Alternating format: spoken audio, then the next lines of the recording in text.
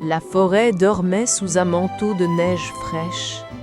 Les arbres, immobiles, gardaient le silence des grands hivers, et la lune dessinait sur la poudre blanche des chemins de lumière. Sous un vieux chêne, dans une maison tapissée de mousse et de racines, Pierre, un petit rongeur brun, dormait profondément. Son souffle soulevait un flocon tombé sur sa couverture. Dans ses rêves, il voyait des champs de blé doré, des fleurs légères, des oiseaux qui chantaient. Il rêvait d'un printemps pour tous, d'un monde où nul ne connaîtrait plus la faim. Et ce rêve, léger comme un soupir, monta lentement par les fissures de la terre. Il traversa la neige, grimpa le long du chêne, se perdit dans le vent, jusqu'à atteindre l'oreille d'un vieil homme en manteau rouge qui traversait la nuit. Le Père Noël s'arrêta. Dans le silence glacé, il crut d'abord à un mirage. Mais la voix du rêve était bien là, claire, pure, fragile comme une étoile filante. Il ferma les yeux, écouta encore, puis se mit en marche. Son traîneau l'attendait plus loin, arrêté au bord d'une clairière. Les rennes soufflaient doucement dans l'air froid. « Attendez-moi là », murmura-t-il, et prenant sa lanterne, il s'enfonça seul dans la forêt. La neige crissait sous ses pas, les branches ployaient, lourdes de givre. Chaque pain semblait l'éloigner un peu du monde des hommes pour le rapprocher de celui des songes. Il savait qu'au bout de cette marche, il trouverait le petit cœur dont le rêve avait traversé la nuit. René l'écureuil. Sous un grand sapin, René l'écureuil bricolait un drôle d'engin couvert de neige. « Bonsoir René », dit le Père Noël d'une voix douce. « Tu travailles bien tard ?» René leva la tête, ses yeux pétillants comme s'il avait vu une montagne de noisettes. « Pas question de dormir avant que mon vélo soit prêt pour le printemps ?» lança-t-il gaiement. Le Père Noël sourit. « As-tu vu, par hasard, un rêve errer dans les bois, un rêve assez grand pour réchauffer une forêt entière ?»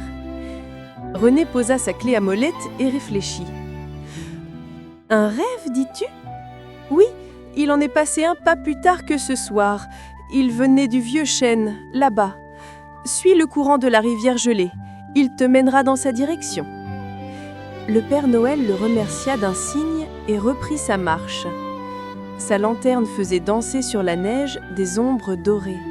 Roger la taupe. En suivant la rivière gelée, il croisa Roger la taupe, occupé à renforcer les parois de son tunnel. La lumière se refléta sur ses lunettes rondes. « Bonsoir, Roger, » dit le vieil homme. « Aurais-tu vu passer un rêve ?»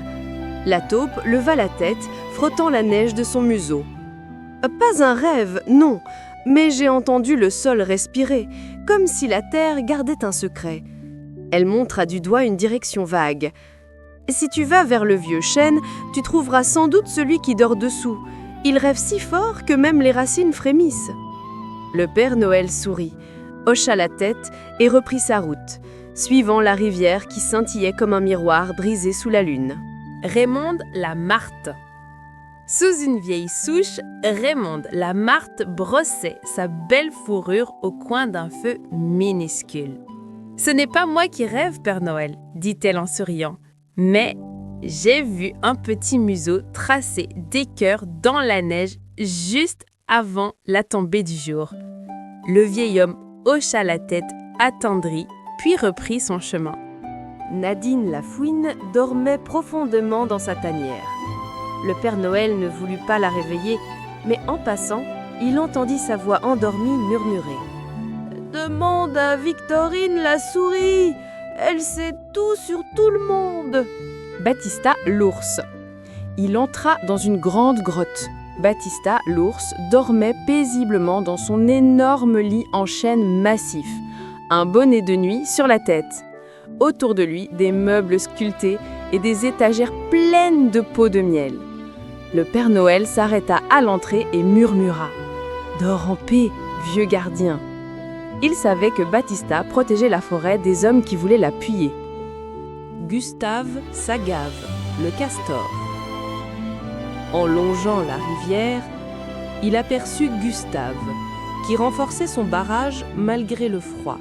« Ce n'est pas moi, Père Noël, » dit le castor, « mais continue vers le vieux chêne. Le rêve y bat comme en tambour sous la neige. » Christine et Dominique les lapins l'attendaient près de leur terrier.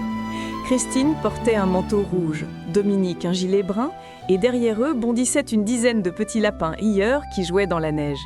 « Père Noël !» s'exclama Christine. « Venez donc goûter une carotte bien fraîche !» Le vieil homme rit doucement. « Savez-vous qui rêve d'un printemps doré ?»« Oh oui !» répondit Dominique. « Suivez les traces de glands et de mousse, le rêveur n'est plus très loin. » Les petits lapins sautillaient autour du Père Noël, émerveillés par la lueur de sa lanterne. Martine, Adeline et Jean-Paul Leloir. Sous un grand chêne, Martine et Adeline discutaient gaiement pendant que Jean-Paul, plus grand et vêtu d'un beau veston, fabriquait un meuble en bois. Autour d'eux, 2 jeunes Loirs dansaient dans la neige et une toute petite Loire tournoyait en riant. « Père Noël, fit Adeline, entrez donc, il fait froid dehors. »« Je vous remercie, répondit-il. Dites-moi, avez-vous entendu parler d'un petit rongeur rêveur ?» Jean-Paul leva son marteau et sourit. « Oui, on dit qu'il habite sous le vieux chêne, là-bas. Un gentil petit, toujours à donner ses miettes aux oiseaux. » La famille de Bernard, les loutres.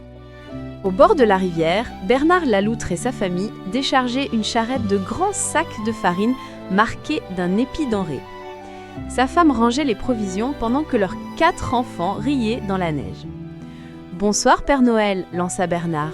Venez donc vous réchauffer. »« Quelle belle famille, dit le vieil homme avec un sourire. »« On fait ce qu'on peut pour nourrir tout le monde, répondit la loutre. »« Mais le rêveur dont tu parles, on dit qu'il vit sous le vieux chêne. » Le Père Noël les salua et continua sa route, sa lanterne brillant comme une étoile. Victorine la souris rongeait un morceau d'écorce. « Victorine, dit le Père Noël, saurais-tu où trouver un petit cœur qui rêve sous la neige ?»« Ah oui, Père Noël, répondit-elle d'une voix fluette. Suis la lumière de la mousse. Sous le vieux chêne, tu trouveras celui que tu cherches. » Pierre, le petit rongeur. Le Père Noël s'agenouilla devant une minuscule porte couverte de mousse. Il frappa doucement. La porte s'ouvrit et Pierre apparut, les yeux écarquillés. « Père Noël ?» balbutia-t-il. « Oui, mon petit, » dit le vieil homme en souriant. « Je suis venu pour ton rêve. » De sa poche, il sortit une petite graine dorée et la plaça dans les pattes de Pierre. « Parce qu'aucun rêve n'est trop petit, » murmura-t-il. « Plante-la et prends-en soin. » L'enfant et le pain. Parfois, au bord du sentier, un petit garçon venait déposer du pain et des pommes au pied des arbres. Il ne disait rien, soufflait dans ses mains pour se réchauffer, puis repartait en silence. Les oiseaux picoraient, les plus timides glanaient des miettes au crépuscule, et la forêt retenait son souffle pour le remercier. Le Père Noël l'aperçut une fois entre 2 troncs givrés. Il vit la douceur dans ses gestes, la simplicité du don, et son cœur se fit léger. « Tous les hommes ne font pas de mal, pensa-t-il.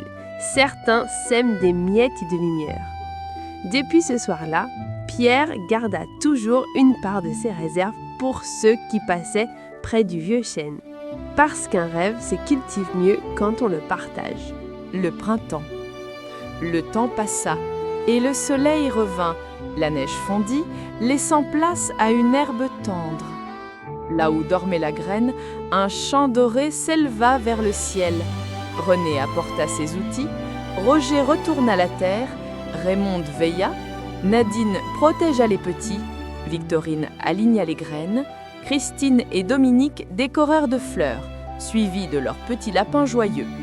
Gustave amena l'eau, Baptista fit fuir les hommes, la famille de Bernard livra le blé au moulin, où il fut transformé en farine, et les Loirs fabriquèrent un immense silo pour garder le grain restant. Cette nuit-là, sous les étoiles, un rire roula doucement dans le vent. C'était celui du Père Noël, et tous sûrs, au fond de la forêt, que la bonté des hommes existe encore, là où on ne l'attend plus.